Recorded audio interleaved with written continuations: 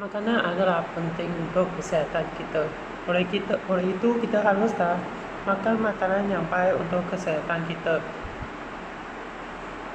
Jenis makanan yang baik untuk kesehatan kita adalah makanan seperti gandum, sayur-sayuran, buah-buahan, dan makanan yang kurang manis, masin, dan minyak. Itu semua adalah makanan yang baik untuk kesehatan kita. Selain itu kita harus mengambil makanan yang seimbang pada setiap hari. Makanan yang seimbang kita boleh merujuk kepada piramid makanan yang telah dibuat, yang karbohidrat merupakan jenis makanan yang kita harus mengambil dengan banyak, seperti nasi, roti, dan sebagainya, kerana dia akan memberi tenaga kepada kita untuk melakukan aktiviti seharian. Seterusnya ialah sayur-sayuran dan buah-buahan. Mereka memberi vitamin untuk mengekalkan kesihatan badan kita. Selain itu, sayur-sayuran dan buah-buahan akan dapat mencegah sembelit. Seterusnya kita harus mengambil protein.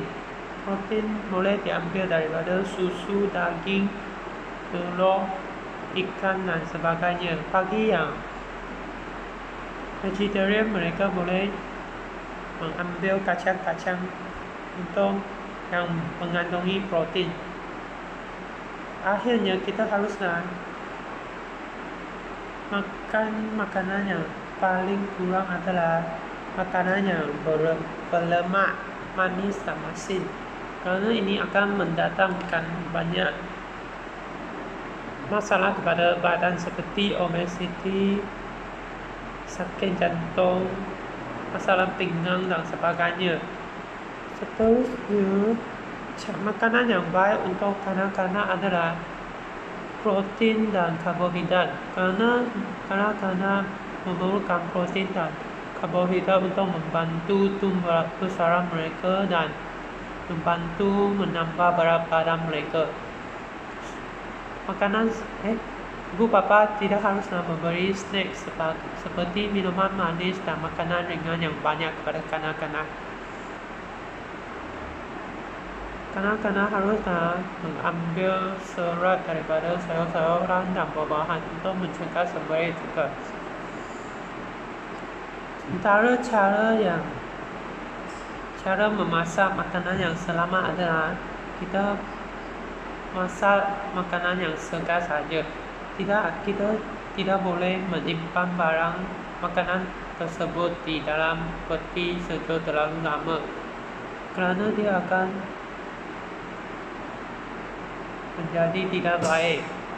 Selain itu, kita harus memastikan peralatan memasak sentiasa dalam keadaan bersih supaya makanan yang dimasak adalah selamat. Seterusnya, semasa memasak, kurangkan menambah garam dan minyak ke dalam makanan. Jadi, makanan tersebut akan lebih selamat dan baik untuk kesihatan kita. Untuk keracunan makanan biasanya berlaku jika kita makan makanan yang telah expired. Oleh itu, kita harus sentiasa makan makanan yang segar saja.